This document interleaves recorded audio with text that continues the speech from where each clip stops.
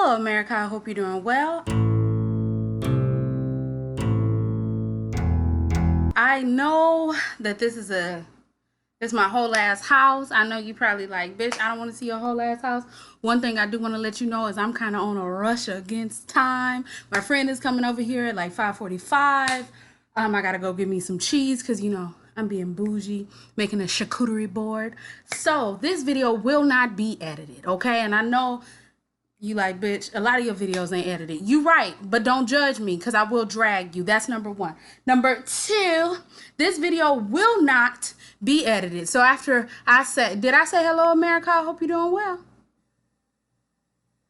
Welcome to my review of Love After Lockup, Season 2, Episode 24. Nigga, just call it Season 3. Let's get it started. So we see Cheryl and Josh.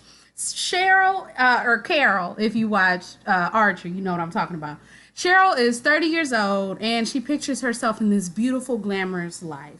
She met Josh because she likes serial killers, and she was doing a report on school on a serial killer. I know my whole background looks messed up, and it's making me really angry.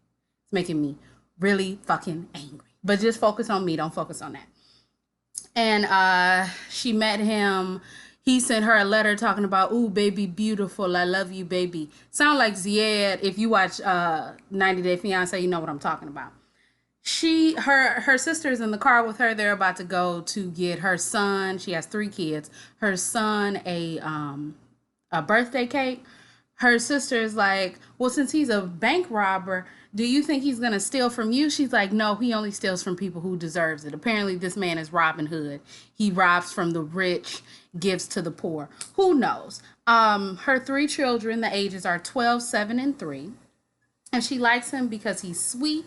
Her sister is a correctional officer, so she knows that some of these people are just crooks, but she doesn't care. What's her name? Cheryl or Carol doesn't care because she loves him. She has spent about $30,000 on him, and her sister thinks she's being a dumbass and it won't last. But she's like, you could have put a down payment on a house. She says he's more important than a house. Okay, well, a house is not a home, I guess. She says that she makes $1,200 a week doing something, and that's more than enough money to take care of her family and take care of, and it is. But she followed that up by saying, but I did have to have a little job as a cleaning lady so I could send him the money that he needed. Okay. Next we see her. She's talking to a clown. Her friend is a clown about her fascination with serial killers. And she said that she didn't want to be with a serial killer because a serial killer wouldn't be able to get out of jail. So, she thinks that when Josh is released, it'll be amazing. And she hasn't told her parents when he's released until now. So she tells her mother and her father, hey, he's going to be released in a couple of days. And her father was like, okay, so what you about to do? She said, well, I'm going on up to Colorado. And he said, oh, you going to go on up to Colorado? Where the kids going to be? They going to be here? Her father said, oh, for real? They going to be here? Who gonna watch them? I was hoping, y'all. Let me tell you something. You up here chasing convicts and shit around. That ain't what I'm about, okay? That ain't what I'm about. Now, I was going to make fun of the father and the mother because they looked a little questionable. But then they wrung her right into shape. So really, to be quite honest, I don't care.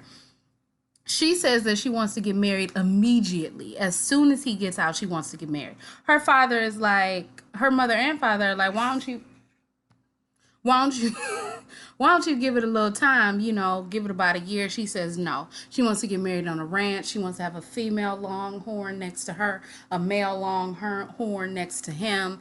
And her father said, well, guess what? You can get married all you want, but I ain't going to be there. So be happy with your father not walking you down the aisle. And that's how it ends. Moving on. Next we see Angela. Y'all know who Angela is? I have been waiting for Angela since season 1. I've been waiting for Angela since they announced Life After Lockup. And Angela and Marcelino went on that one TV show to promote it. And then I said, well, where in the hell is Angela? And she never showed up. Anyway, Angela is 47 years old. He's 34. She thinks that Tony is just the sexiest man alive. He says that he proposed to her because he loved the way that she loved him. That's great to be married. But he said that if someone had invested so much time in him, then he should invest time in them. Her friend comes over, Brenda with the deep voice, and they got the same voice. Brenda talking like this, Angela talking like this, and I just am like, okay, whatever. Basically, I think he gets out tomorrow or today. I don't know. But when he gets out, they will only have a few hours to spend until she has to take him to the halfway house. Her friend Brenda has actually been in prison, and her friend said, well, sometimes I used to use niggas as tricks all the time, Lizzie type shit. And she's like, I just don't want you to be taken advantage of as a sugar mama.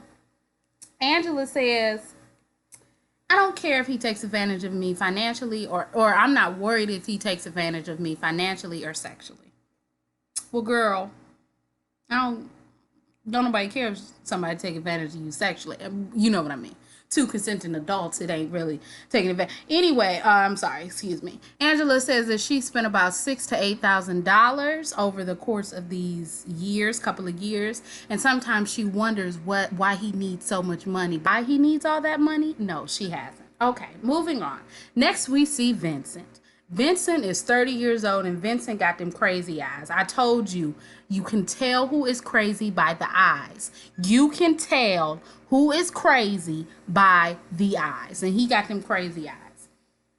He can't say what he does because I don't know. He's going to be staying with his mother for a couple of days, I guess. I really wasn't listening. He met Amber online, and he wrote to 10 inmates, and she is the one that responded positively. Okay. They haven't met, but they've been dating for 22 months. He says he didn't ask her to marry him. He told her. She says that they are as in love as you can be with someone without meeting them. That's great. Basically, Vincent is talking to his mother saying that Amber is going to go parole in Georgia with Puppy. Puppy is her bunkmate. Puppy got out of jail. I can't remember Puppy's real name, but why? Her mother was like, did she don't talk to her mother? And he's like, yeah, she talked to her mother, but apparently Amber's mother is also in jail for same thing that Amber is in jail for, which is not trafficking, but something. It's something to do with them drugs, methamphetamine to be exact. Okay, both of them. Anyway, she is going to go stay with Puppy. And the thing about it is, you know how Sasha and Brittany, this is a knockoff Marcelino and Brittany, mind you. She gives me that I'm worried about my business type shit, and he gives me I'm really crazy. Marcelino wasn't crazy. Marcelino, anyway. Puppy and Amber call each other wife. Not like how Sasha and Brittany called each other bunky. No. They call each other wife. So, and I'm just saying, Amber give me a little vibe. So I could see why they call each other wife. Okay. Anyway, I'm sorry. His mother is very concerned. His mother wants to go with him, but he declines. His mother says that she knows that she can't control her 30-year-old son. Okay. He says that he sees that Amber wants to change. Amber wants to be, a better person when she gets out. She doesn't want to go back to jail. And he says, who really knows anyone? Because people have been hiding things from each other for years. I feel like he's hiding things from people. It's him. So Vincent is on his way to pick up Amber. He says he wants to support her as best as he can, and he doesn't want to screw it up. They both want to marry each other. And he was laughing in the car like a crazy person. She finally gets out. They don't really do any running and jumping to one another. They just, are really just like, hey, she says that she feels a little bit awkward. He told the camera that she said that she would feel a little bit awkward getting out, so he just wants to make her comfortable. They do a little bit of a kiss, and they both agree that they need to work on knowing each other if they want to move the relationship to another level. Amber made the mistake of saying that he is in the military. I don't know. Okay, I don't really know. Anyway, next we see Andrea.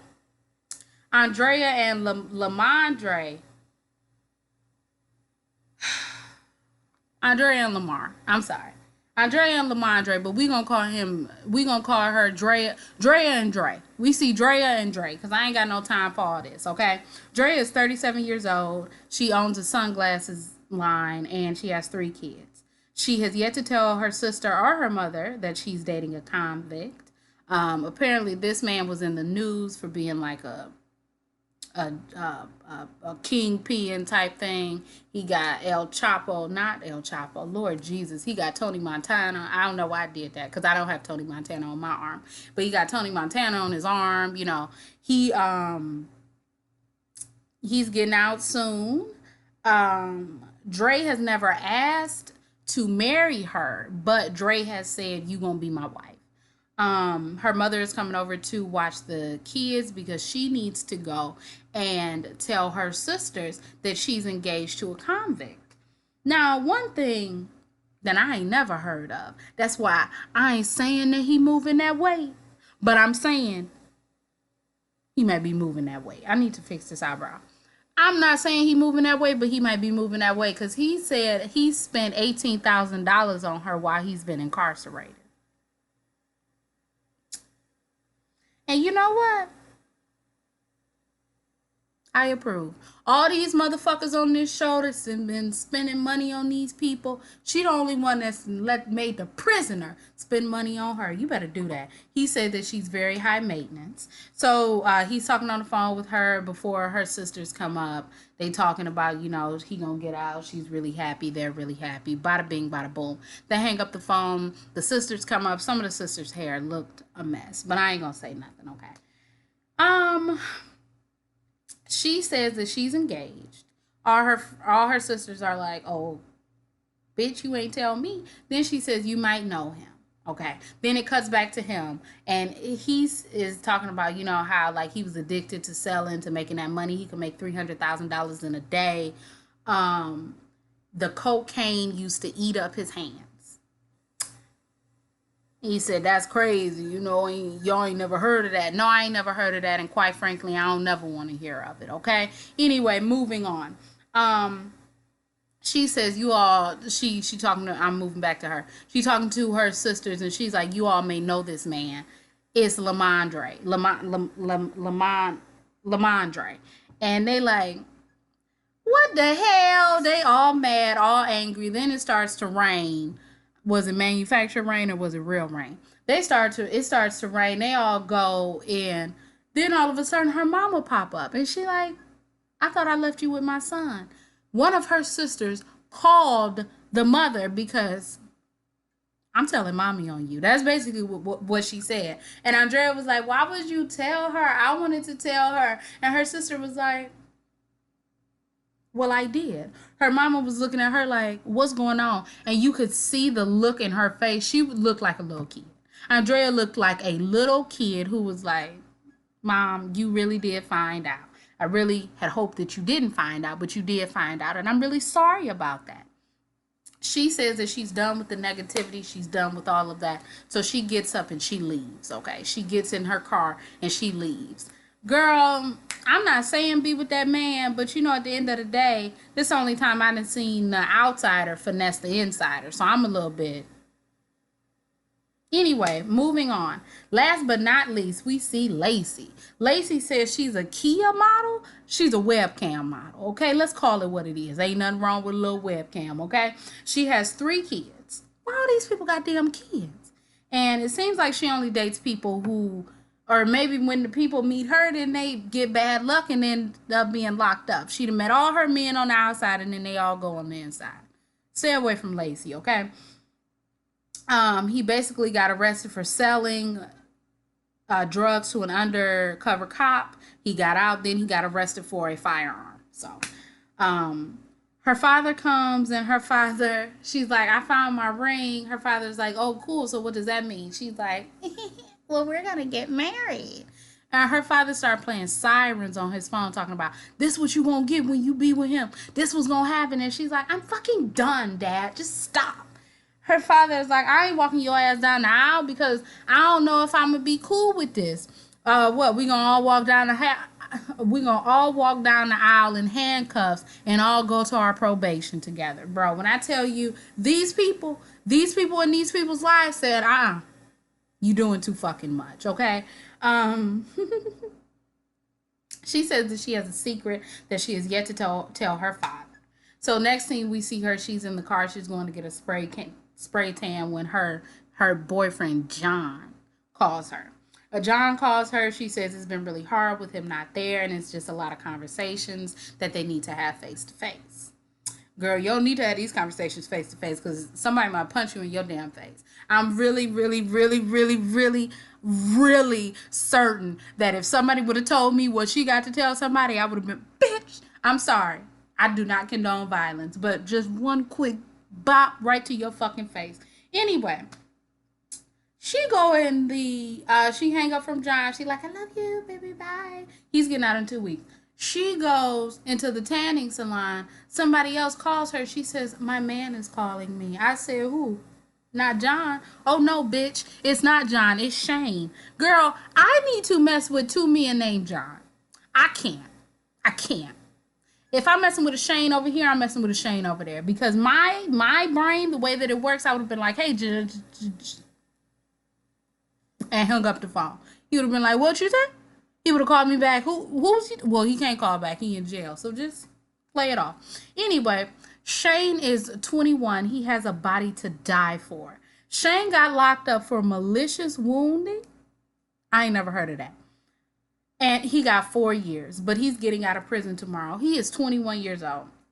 I don't know how old Lacey is, but Lacey ain't no damn 21 years old.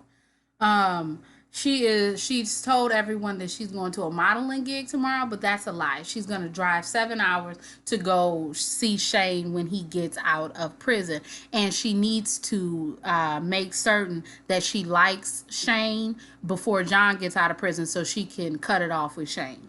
Girl, and she said, but the ring comes off very easily. Pop! Right in your fucking face. Bitch! I'm sorry, but I'm sorry. Anyway, I'm done with this. It's 5:25. I gotta go to the store. Hopefully she comes at 5:45 and not 5:30, okay? If you all like this review, you can like, comment, and subscribe. You can follow me on Instagram and Twitter, and everything else you need to know about me will be in the bottom bar below. If you have watched all this way, my reviews are not this fast sometimes. Well, me talking like this, but sometimes they are. You know, don't worry about my background. I know it looks a mess, but you know what? Life is a mess, y'all. Especially mine. So, bye.